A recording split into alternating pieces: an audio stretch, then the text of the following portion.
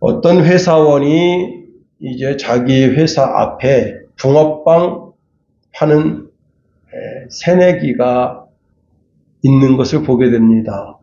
이렇게 2층에서 이렇게 내려다 보이는 바로 앞에 있어서 붕어빵이니까 얼마나 그 향기가 솔솔 납니까? 그래서 자주 사 먹다 보니까 이분이 이제 멀리서 물을 가져와요. 그래서 자기네 회사 탕비실에서 물을 떠갈 수 있게끔 이렇게 좀 배려를 했습니다. 그리고 이제 뭐 이렇게 눈발 날리는 그런 날 되면 너무 추우니까 손님도 없고 그러니까 자기네 회사로 그 탕비실에 와서 커피도 마시게 하고 그렇게 했더니 이분이 이제 그때부터 도를 넘는 삶을 보이는 겁니다. 자기가 설거지를 집에 가서 해가지고 와야 되는데 이 회사 탕비실에서 와서 설거지를 하고 마치 커피를 자기 집 커피 타먹듯이 타먹습니다. 그래서 뭐 그럴 수도 있지. 그리고 이제 붕어빵이라는 게 한철 장사 아니겠어요? 겨울 지나면 뭐 끝나니까 그때까지 봐주지 그랬는데 하루는 자기 사무실에서 이제 회의를 하는데 자기가 회의를 주재하는 것이 아니고 위에 이제 상무님이 와서 회의를 주재하는데 자기는 그 팀의 팀장으로 자기 입장이 굉장히 곤란한데 이 아가씨가 그 회의 시간에 와서 거기서 탕비실에서 이렇게 다게닥거리면서 이제 설거지를 합니다. 그러니까 상무님이 물어봤어요. 지금 탕비실에서 설거지하는 사람 누굽니까? 그래서 이 팀장이 가서 지금 회의 중이니까 나중에 오셔서 하시면 안 되겠습니까? 이렇게 했더니 이 아가씨가 뭐라고 말했느냐. 많은 사람들 앞에서 나를 면박을 주다니. 그리고는 화를 내고 나갔다는 거예요. 적반하장식으로 호의를 베풀었더니 그 호의가 권리가 돼서 돌아왔다. 여러분, 눈치가 좀 있어야죠. 우리 그리스도인들은요, 눈치가 좀 있어야 됩니다. 다른 사람에게 피해를 끼치는 존재가 되면 아주 곤란하다 하는 겁니다. 우리는 예수 그리스도로 거듭난 사람들입니다. 이 세상 것을 완전히 벗어버린 사람들입니다. 어린애가 놀이터에서 이제 비 오는 날 이렇게 빗물이 보이니까 세 놈이서 발을 뻥 차니까 그 물이 튕기니까 재밌잖아요. 한 놈이 또 찹니다. 근데 레인코트, 요즘 이제 애들이 입는 그 비닐 옷 있잖아요. 그 옷이 다 찢어질 정도로 거기서 그렇게 놀다가 아예 그냥 그 빗물에 첨벙첨벙. 엄마가 왜 안 오는가 봤더니 세 놈이서 거기서 그러고 놀고 있어요. 그래서 혼을 내면서 집에 들어옵니다. 엄마가 집에 들어오자마자 이제 샤워실을 들어가서 옷을 홀라당 벗기고 싹 목욕을 시킵니다. 그리고는 아주 깨끗한 새 옷을 입힙니다. 우리 그리스도인들은요, 과거에 죄악된 모든 옷을 벗어버리고 그리스도 예수로 새 옷을 입은 사람이라 하는 겁니다. 그러니까 완전히 과거 죄악된 옷을 벗어버린 거예요. 새 옷을 입었어요. 그러니 새 옷을 입은 사람은 첫째, 입에 다른 사람을 비방하는 말을 올리면 안 됩니다. 거짓말과 거짓 행동을 내 입술에 올려서도 안 되는 거예요. 새 사람이 되었다고 하는 것은 아주 큰 백지 같은, 깨끗한 백지 같은 그런 마음, 그런 영을 하나님께로부터 부여받았다는 겁니다. 그때 내가 어떻게 하지? 내가 예수 믿는 사람인데 어떻게 하지? 어떻게 할 필요가 없어요. 주님이 말씀하십니다. 누구든지 나를 따라오려거든 자기를 부인하고 자기 십자가를 지고 나를 쫓을 것이니라 말씀하십니다. 우리가 하나님 아버지의 구원을 받았으니까 하나님 아버지 구원하심에 감사하면서 그리스도를 따라가면 되는 거예요.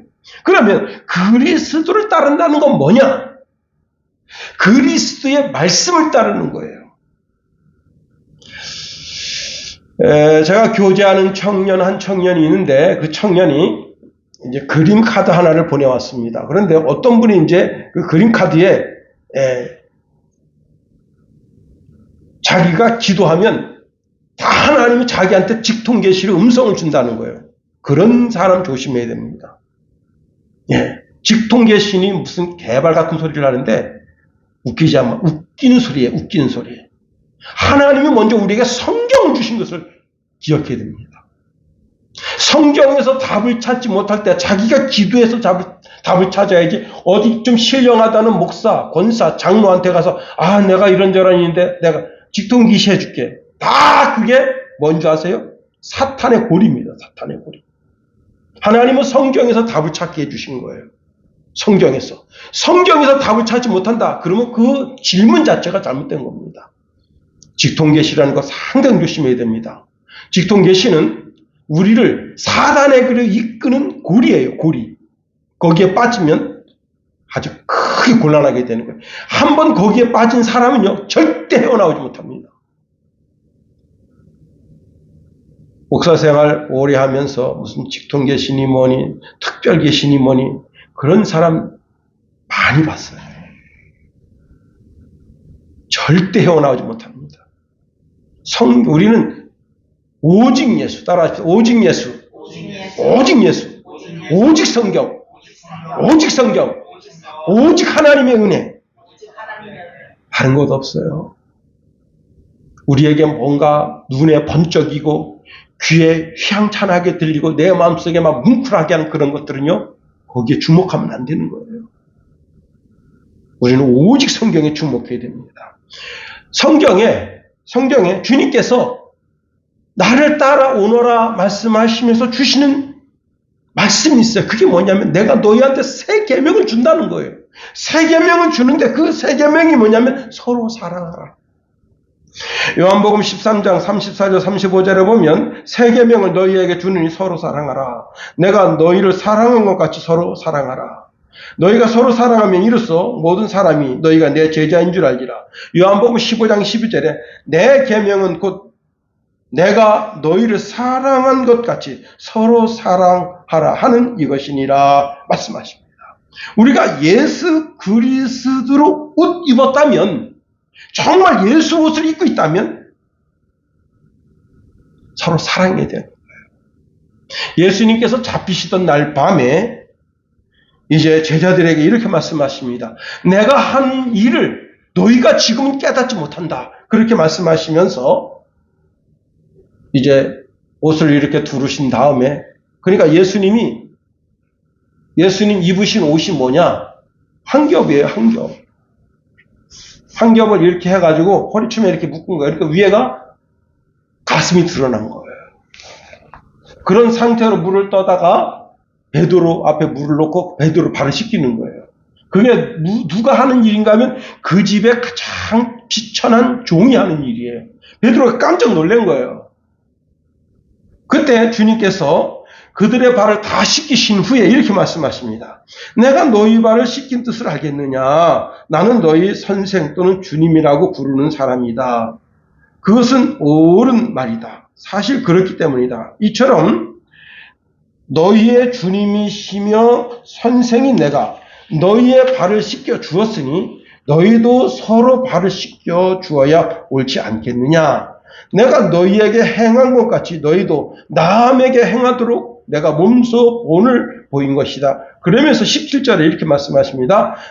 너희가 이것을 깨달아 알고 그대로 실천하면 복을 받을 것이다 말씀하십니다. 서로 사랑하라고 하는 것은 실천하는 삶을 살라는 거예요.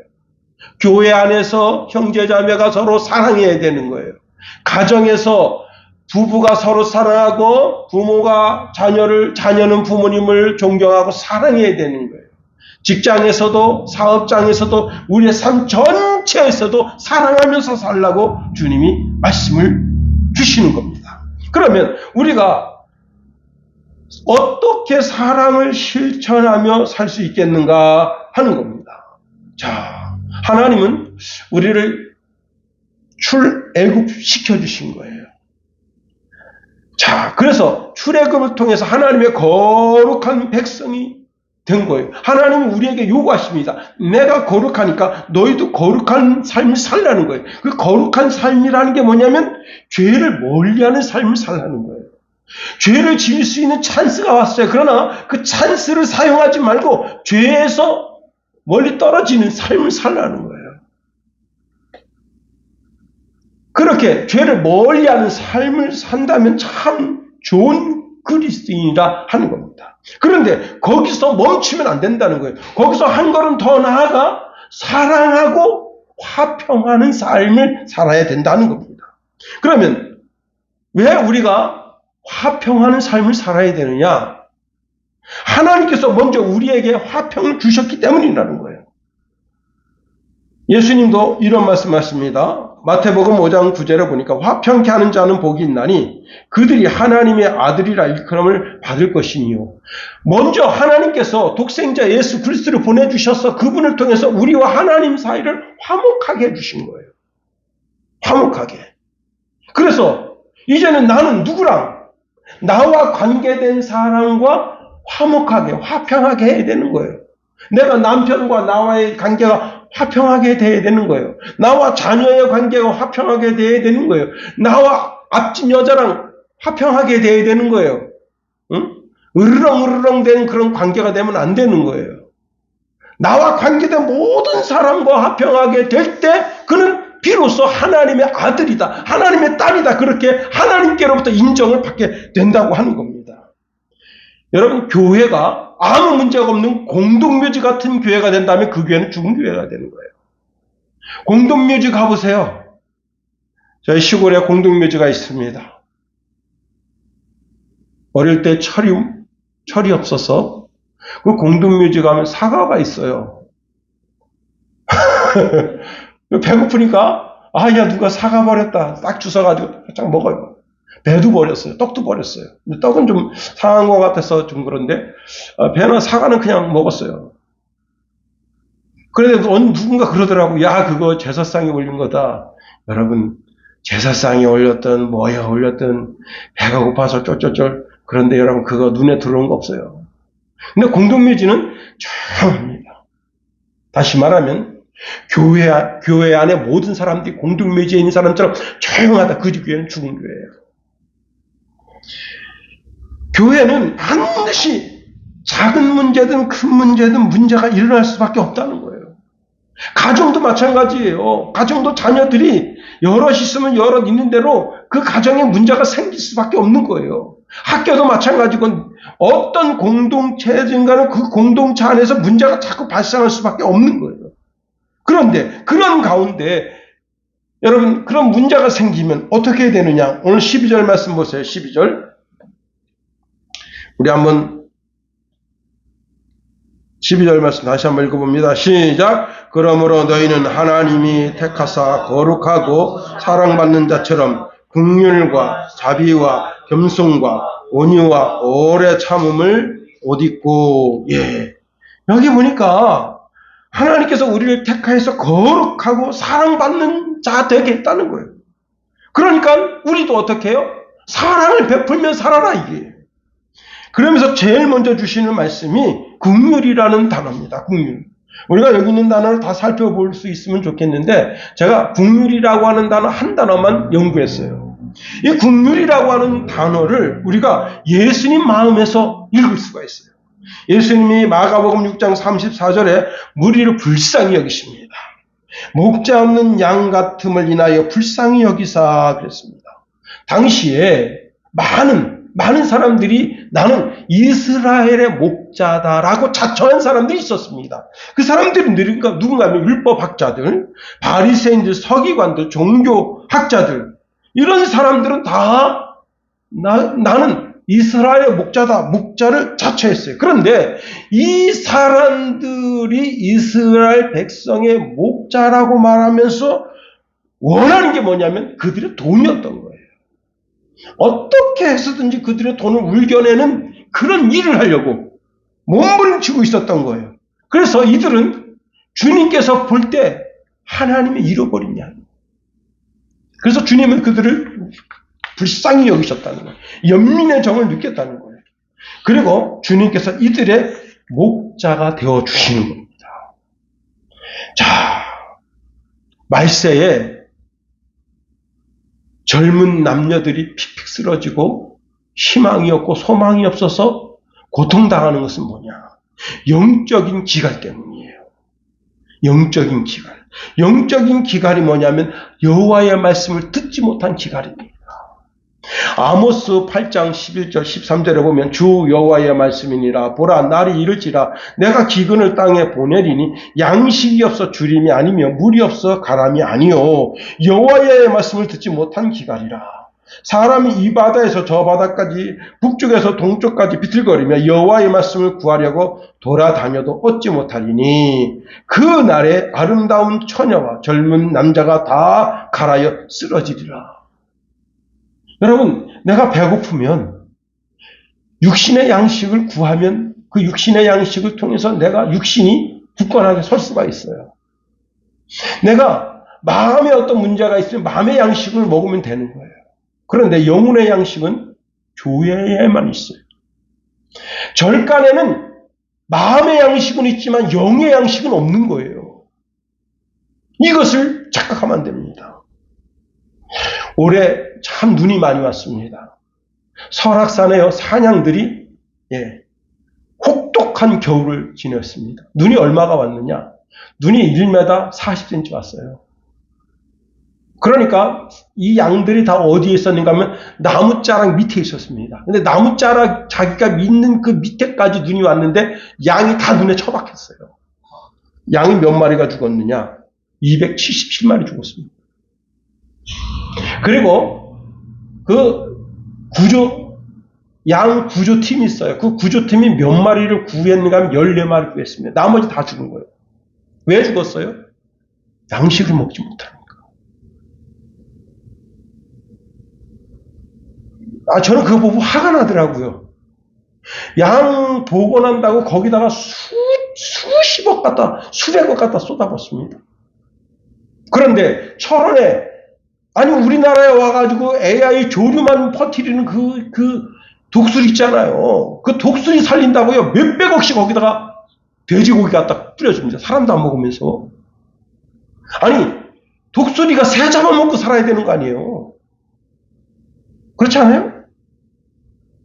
독수리가 거기 주변에 있는 두루미 잡아먹고, 그러고 살아야 되는데, 그 정부에서 그냥 몇백억씩 들여가지고 거기다가, 신안만인가 거기도 지금 얼마나 많은 독수리가 와 있습니까? 몇백 마리씩 와 있으니까 그거 먹여 살리겠다고 그냥 몇백억씩 투자를 합니다. 그런데 국가에서 몇백억 들여가지고 겨우 복원해놓은 양이 굶주려 죽어가고 있는데 거기다 풀떼기 하나 갖다 주고서는 죽으니까 죽었다고 복원하고 있어요? 난 이거 보고 진짜 강원도 도지사 이 사람 다시 봐야 되겠다. 응?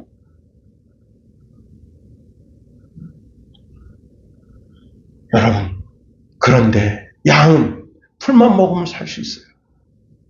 사람은 밥만 먹고는 못 살아. 영이 살아야 돼요. 영. 그렇습니다. 네이버 사전에 사랑이라는 단어를 제가 쳤어요. 그랬더니 이렇게 나왔어요. 명사. 어떤 사람이나 존재를 몹시 아끼고 존중히 여기는 마음. 이게 네이버 사전에서 정의한 사랑입니다. 근데 사랑이 명사로 존재하면 우리는 죽은 그리스도인이기 때문에. 그리고 이 명사인 사랑을 동사로 만들어야 되는 거예요. 여러분의 삶을 통해서 이 명사인 사랑인 단어가 동사가 돼서 사랑이 꿈틀꿈틀 움직이면서 사랑이 점점 펼쳐나가야 되는 거예요. 주님께서 무리를 보고 불쌍히 여긴 것처럼 여러분도 사람을 보고 이 사람 불쌍한 사람이구나. 영의 양식을 먹지 못해서 기갈한 사람이구나. 그 사람을 보면서 그 사람을 불쌍히 여길 줄 아는 그런 마음이 있어야 되는 거예요. 그런 마음이 있으면 어떻게 해요? 그 사람을 위해서 기도하는 거예요. 하나님, 이 사람 반드시 복음을 듣고 이 사람 예수 믿고 천국 갈 수 있게 도와주옵소서. 위해서 기도하고 그리고 그 사람에게 복음을 제시할 줄 알아야 되는 거예요. 여러분, 예수님께서 하나님의 일이 무엇인지 말씀해 줍니다. 무리가 물었어요. 하나님의 일이 무엇입니까? 물어봤어요. 그랬더니 예수님께서 답을 주셨습니다. 예수 잘 믿는 게 하나님입니다. 예수 잘 믿는 게. 그러시면서 이렇게 말씀하십니다. 썩을 양식을 위하여 일하지 말고 영생하도록 있는 양식을 위하여 하라. 이 양식은 인자가 너희가 주리니 인자는 아버지께서 인치신 자신이라 말씀하십니다. 그러시면서 예수님이 내 살을 받아 먹어라. 내 살은 너희를 위하여 주는 영혼의 양식이다. 내 피를 받아 마셔라. 너희를 위하여 흘리는 바 내 생명의 언약의 피다 말씀하십니다. 그렇습니다. 예수님을 먹는 것. 다른 사람이 예수를 먹고 예수님의 살과 피를 먹고 영생하도록 돕는 그것이 진짜 최고의 사랑이다 하는 겁니다. 두 번째로, 자, 그리스도의 사랑을 실천하는 사람은 상대방에게 불만이 있어도 서로 용납하고 용서해야 한다는 겁니다. 우리 13절 말씀 다 같이 한번 읽어봅니다. 13절 시작. 누가 누구에게 불만이 있거든 서로 용납하여 피차 용서하되 주께서 너희를 용서하신 것 같이 너희도 그리하고. 여러분, 사람은요 누구나 흠이 있어요. 사람이 너무 깨끗하면, 깨끗해도 사람들은 그게 깨끗한 것을 흠이라고 말합니다. 그리고 오늘날은요 흠이 많은 사람이 지도자가 되는 겁니다. 이재명 같은 사람 보세요. 쌍욕, 저 형수한테 말할 수 없는 욕을 합니다. 그리고 여러분, 죄 중에 큰 죄가 뭐냐면 검사사칭죄예요. 그런 죄를 저지르고도 뻔뻔합니다. 이 대한민국 이상하게 됐어요. 죄진 사람이 나라의 지도자 되겠다고 나서는 나라는 우리나라밖에 없습니다. 그런데도 그런 사람을 찍어줘요. 이게 더 잘못된, 국민이 더 잘못된 겁니다. 국민들의 정신이 참 문제가 많아요. 여러분, 자, 이런 공동체 안에 어떤 사람이 불만을 터뜨립니다. 그런데 그 불만을 그냥 대충 알아서 지들이 이렇게 불평불만 하다가 어떻게 되겠지. 그렇지 않습니다. 이런 불평불만이요, 공정성이 깨지면 불평불만이 문제를 일으키는 거예요. 큰 산불 나듯이 문제가 되는 거예요. 자, 그런데 이런 불평불만이 자꾸 소곤소곤 되면서 어떤 불평불만이 생길 때 여러분 어떻게 되느냐, 상대방이 연약한 존재인 줄 알고 그 불평불만하는 사람을 사랑으로 보듬어줘야 돼요. 그래서 여기 서로 용납하고 라고 하는 단어는 상대방을 배척하지 않고 받아들인다, 그런 뜻입니다. 다시 말하면 상대방이 연약성을 인정하고 나도 연약한 존재로서 상대방처럼 저러한 잘못을 저지를 수 있음을 상기하고 그 사람을 받아들이는 거예요. 예수님이 이제 베드로에게 질문을 받습니다. 예수님, 7번 용서해주면 크게 해주는 거죠? 그때 예수님 뭐라 말씀하셨냐? 7번씩 7번이라도 하라, 그렇게 말씀하십니다. 다시 말하면 끊임없이 용서해주라는 거예요. 끊임없이. 용서는 어느 한정이 있지 않다는 거예요. 어떤 분이 이제 글을 올렸는데요, 조그만 정육점에서 그 정육점이 한 6명에서 한 20명 정도 들어가면 딱 맞는 그런 식당이에요. 조그만 정육점 식당인데 이제 5사람이 와서 2인분 고기를 시킵니다. 그래서 그 주인이 이렇게 말합니다. 5분 오셔서 2인분 시키시면 안 되죠. 최소한 3인분을 시켜야 됩니다. 근데 이분들이 하는 소리가, 우리가 좀 밖에서 뭘 다른 걸 먹고 왔기 때문에 지금 그거 다 먹을 수가 없어서 그래요. 그러니까 2인분만 시키고 술은 많이 먹을게요. 근데 술도 많이 먹지 않고 그냥 돼지고기 2인분 시켜서 이제 그 2인분에다가 이렇게 소주 이제 한 2-3병 곁들여서 먹고 그리고 나왔어요.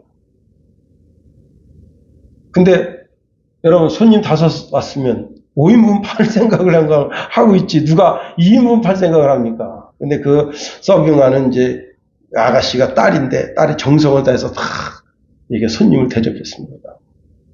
그랬더니 한 3일 정도 지났는데 그 식당 앞에 이만한 이제 종이 가방하고 그다음에 거기에 편지가 들어 있었어요. 뭐라고 편지가 들어 있었는가 하면, 사장님 안녕하세요. 엊그제 무리한 부탁을 드렸던 손님입니다. 되돌아보니 죄송하네요 하는 편지하고, 그리고 이제 거기에 자기가 답례로 이렇게 음료 이렇게 넣어서 가져온 거예요. 이 딸이 이걸 보면서 흐뭇한 겁니다. 내가 그날 그냥 확 이렇게 쏠 수가 있잖아요. 비록 손님이라도 확 쏘을 칠 수 있었는데, 그때 내가 그래도 손님한테 이렇게 좀 살갑게 대한 게 잘했구나. 응? 10,000원어치 음료하고 편지를 받으니까 이거 흐뭇한 겁니다. 세상에도요, 가는 정이 있으면 오는 정이 있답니다. 가는 말이 고우면 오는 말도 곱다. 그런데 여러분, 가는 말이 거칠면 어떡하겠어요? 거칠게 오는 거예요. 그런데 상대방이 거친 말을 해도 내가 아주 순한 말로 답을 하면 그 거친 언어가 유순하게 되는 거예요. 그렇습니다. 우리는 상대방을 용서하는 마음을 가져야 됩니다. 이 상대방을 용서해주는 마음은 바로 예수님의 마음이에요. 우리가 주기도문을 할 때 이렇게 말합니다. 우리가 우리에게 죄 지은 자를 사하여 준 것 같이 우리 죄를 사하여 주시옵고, 이렇게 기도합니다. 우리의 삶 속에 우리가 용서하지 못할 사람이란 없어요. 내 삶에 언제든지 누구든지 상대방이 어떤 아주 악한 마음을 가지고 왔더라도 내가 이미 용서해 줄 마음 가지고 그 사람을 상대하면 문제가 되지 않는 거예요. 여러분, 누가복음 15장에 집 나갔던 그 탕자가 돌아올 때 아버지라고 해서 다 마음이 훈훈해서 집 나간 아들 돌아오는데 내가 따뜻하게 맞이해야지, 그러지 않아요. 응? 어떤 아버지는 지게 작대기 준비하고 두들겨 패려고 준비하고 있는 아버지도 있는 거예요. 그런데 그 누가복음 15장에 나와 있는 그 아버지는 누구예요? 하나님 아버지예요. 하나님 아버지 어떻게 해요? 누구든지 이미 그가 내 앞에 와서 용서를 구하든지 아니면 팍팍 대들든지 어떤 마음을 가지고 계신 거예요? 용서해 주려고 하는 마음을 가지고 계신 거예요. 우리가 하나님의 전에 왔을 때 하나님께 나와서 하나님, 내가 세상 살면서 이런 죄를 저질렀네요, 그렇게 고백할 때 이미 주님은 내가 죄 지을 그때도 이미 용서할 마음을 가지고 계셨다. 마가복음 11장 25절에 서서 기도할 때 아무에게 혐의가 있거든 용서하라. 그리하여야 하늘에 계신 너희 아버지께서도 너희 허물을 사하여 주시리라 말씀하십니다. 그렇습니다. 저 인간 두고 보자, 그런 꽁한 마음 가지고 있으면 안 됩니다. 우리는 누구든지 다 용서해 줄 수 있는 마음을 가지고 있어야 되는 겁니다. 세 번째로, 그리스도의 사랑을 실천하는 사람은 상대방을 용서하고 그리고 그 위에 사랑을 더하라 명령하고 있습니다. 우리 14절 말씀 살펴봅니다. 14절 시작. 이 모든 것 위에 사랑을 더하라. 이는 온전하게 매는 띠니라. 자, 예수님이 십자가에서 모든 물과 피를 흘려서 우리를 구원해 주시고 참 자유자가 되게 해 주셨습니다. 그러니 이제는 믿음 안에 굳게 서야 되는 거예요. 다시는 내 삶 속에 죄가 나를 이끌어 가도록 내 마음을 허용하면 안 된다는 거예요. 자, 상대방이 나를 악한 말로 중상무략합니다. 비방합니다. 또 거짓말로 나를 꼬드기고 나를 넘어뜨리려고 합니다. 거짓 행동으로 나를 올무에 빠지게 하려고 합니다. 근데 그걸 알았어요. 그래도 상대방을 용서하는 그런 마음을 가져야 되는 거예요. 자, 더더욱이 이 골로새서가 쓰여졌을 때 골로새 성도들을 괴롭힌 사람들이 누구냐면 유대인들입니다. 자, 유대인들은 율법을 지켜야 구원받는다고 계속 꼬드겨요. 야, 너희들이 율법을 지켜야 구원받을 수 있어. 근데 율법의 꽃이 뭐냐면 할례입니다. 할례. 너희들이 정말 구원받으려면 이방인이라도 구원받으려면 할례를 받아야 된다 하고 자꾸 할례를 종용합니다. 자, 그런데 사도 바울이 이렇게 말했어요. 할례를 행하는 사람은 율법의 모든 요구를 지키겠다고 하는 서약이다. 그런데 우리는 무슨 율법이나 할례를 통해서 구원받은 자들이 아닙니다. 또 율법이나 할례를 통해서 구원받을 인생이 없어요. 율법이나 할례는 죄를 지적한다 그랬어요. 죄. 예. 제가 이제 아침 새벽에 교회 올 때마다 이제 신호등을 건너는데 저는 절대 신호등을 위반하지는 않아요. 예, 그런데 천태만상 별의별 사람 다 있습니다. 저는 이렇게 이제 여기서 기다려요. 참 어떤 때는 한 1분 이상 기다려야 될 때가 있어요. 그런데 그 이제 아침에 이제 주로 일하러 가시는 분들을 많이 만납니다. 그러면 이제 어떤 분이 차를 세워놓고 막 이제 기다리는 거예요. 전화 받았어. 빨리빨리 와라. 그러면요. 야, 이 사람은 차가 오든지 안 오든지 상관하지 않고 막 뛰어갑니다.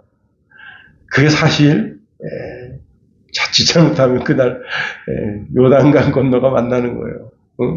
그런데 그런 사람이 많아요. 이렇게 은근히 서서 이렇게 보면 그냥 신호등 무시하고 막 지나갑니다. 근데 유독 춘천 사람들이 신호등을 무시 많이 해요.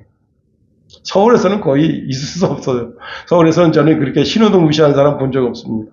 근데 춘천 사람들은 신호 무시하고요. 저기서 차가 오면 이렇게 하고 길 건너요.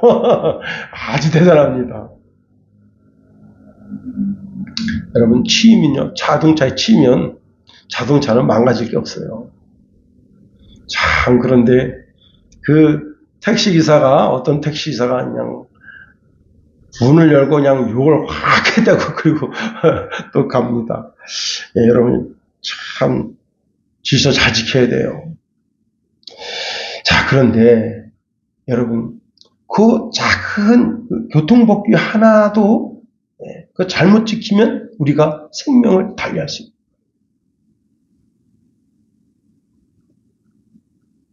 육신의 생명 그렇게 대단하지 않습니다. 육신은 장독대가 돼, 장독대. 제가 어릴 때 시골집에 이제 장독대가 있는데 어릴 때 장난삼아 이렇게 고무줄 사가지고 고무줄 3통을 만들었어요. 그래가지고 딱 쏘는데 거기다 이제 요만한 모래에 그런 짱돌 같은 거 다 넣어가지고 쏘는데 장딱이 그 장독대 앞에서 어른거려요. 그래서 내가 딱 맞춘다고 딱 쐈는데 와, 이게 장독이 굉장히 약합니다. 딱 박혔는데요. 쭉 하면서 이렇게 간장이 쏟아져 내려가더라고요. 근데 이제 아이고 큰일 났다. 그리고 딱 제가 도망갔더니 우리 할머니가 이제 엄한 이제 동생들만 잡았어요. 우리 할머니는 제가 그랬으리라고 생각하지 않고 근데 어느 날 뭘 갖다 붙여놓으셨더라고 보니까 그리고 이제 다른 장독 갖다가 이제 막 펴놓으셨어요. 사람 참 약합니다. 율법을 지켜서 구원받겠다 생각하는 사람처럼 어리석은 사람이 없는 겁니다. 오직 우리는 성령을 통해서 믿음으로 말미암아 의롭다함, 즉 구원을 받은 사람들입니다. 가장 중요한 것은 사랑으로 역사하는 믿음뿐이라는 겁니다. 성령의 열매 중에 첫 번째가 오직 성령의 열매는 사랑입니다. 고린도전서 13장도 사랑이 최고라고 말씀하고 있어요. 그리스도인의 최고의 덕이 뭐냐? 사랑이다. 로마서 13장 8절 10절 말씀해 보니까 피차 사랑의 빛 외에는 아무에게도 아무 빛도 지지 말라. 남을 사랑하는 자는 율법을 다 사랑하였느니라. 다 이루었느니라. 간음하지 말라, 살인하지 말라, 도둑질하지 말라, 탐내지 말라 한 것과 그 외에 다른 계명이 있을지라도 내 이웃을 내 자신과 같이 사랑하라 하신 그 말씀을 말씀 가운데 다 들었느니라. 사랑은 이웃에게 악을 행하지 아니하나니 그러므로 사랑은 율법의 완성이니라. 여러분, 이웃에게 유익을 끼치는 최고 좋은 것이 뭐냐? 그게 사랑이라는 거예요. 사랑의 띠로 하나가 되라. 사랑의 띠로. 제가 어릴 때 드린 찬송이 있어요. 우리는 사랑의 띠로 하나가 되었습니다. 예, 사랑의 띠로. 여러분, 도둑놈이 돈 띠로다가 하나가 됩니다. 돈 띠로. 예, 왜? 돈 훔치려고. 응? 제가 이제 오늘 사실 교회 오기 전에 배드민턴 이제 1시간 정도 치고 왔는데요. 이 배드민턴으로 한 띠가 돼요. 띠 안에, 응? 띠 안에 들어가게 되는 거예요. 공부하는 학생들은 학생이라는 띠로 하나가 됩니다. 그런데 그 띠는 그 목적을 이루면 다 깨져요. 정치인은 정치라는 띠로 하나가 됩니다. 그런데 자기 목적을 이루어보세요. 그 띠가 다 끊어져요. 영원히 끊어지지 않는 띠가 있는데 그게 사랑의 띠입니다. 그렇습니다. 오늘 본문에 그래서 여러분 마지막 절에 이렇게 말씀하고 있는 거예요. 14절 마지막 절에 보니까 이는 온전하게 매는 띠니라. 온전하게 매는 띠니라. 세상에 온전하게 매는 띠는 사랑의 띠밖에 없는 거예요. 그렇습니다. 오직 사랑만이 온전하게 매는 띠다. 사랑밖에 없어요. 사랑밖에. 사랑은 허다한 허물을 덮어주는 거예요. 사랑은 그 사람의 수치와 허물을 덮어주는 거예요. 그리고 그 사람의 연약함을 내가 연약한 것처럼 안타까워하는 거예요.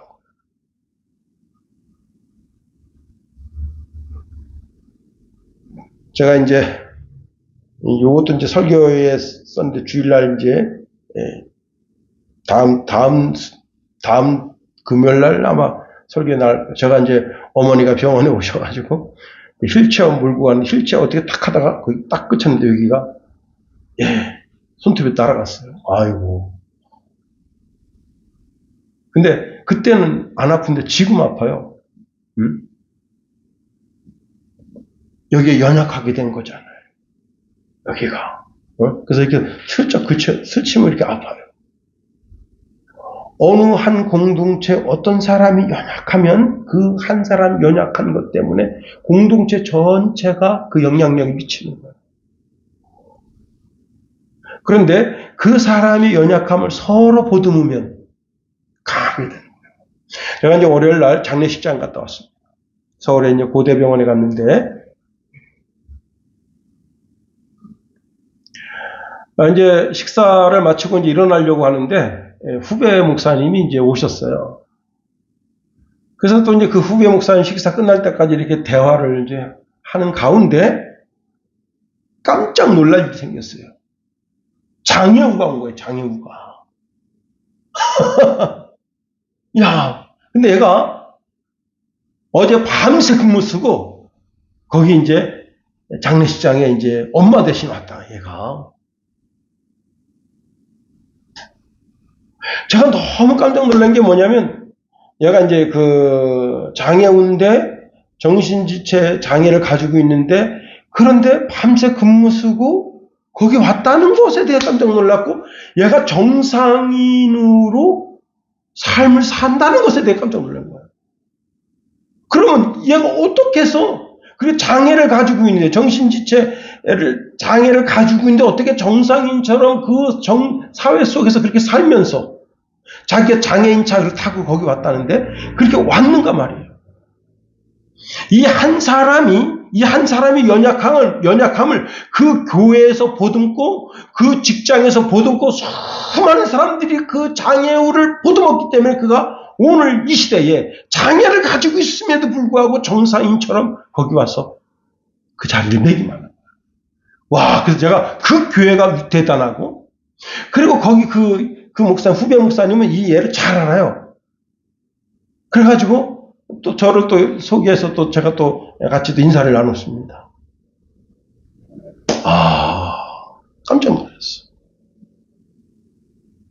여러분, 그 아이가 교회라는 사랑의 공동체 안에 있었기 때문에 자기가 장애를 가지고 있음에도 불구하고 그 장애를 이기고 정상인처럼 그 사회 속에서 한 자리를 차지하게 된 것 아니겠어요? 그가 만일 교회 밖에 있었다면 어떤 한 자리를 차지하고 그 자리에서 정상인처럼 그렇게 자리매김을 했겠는가 하는 겁니다.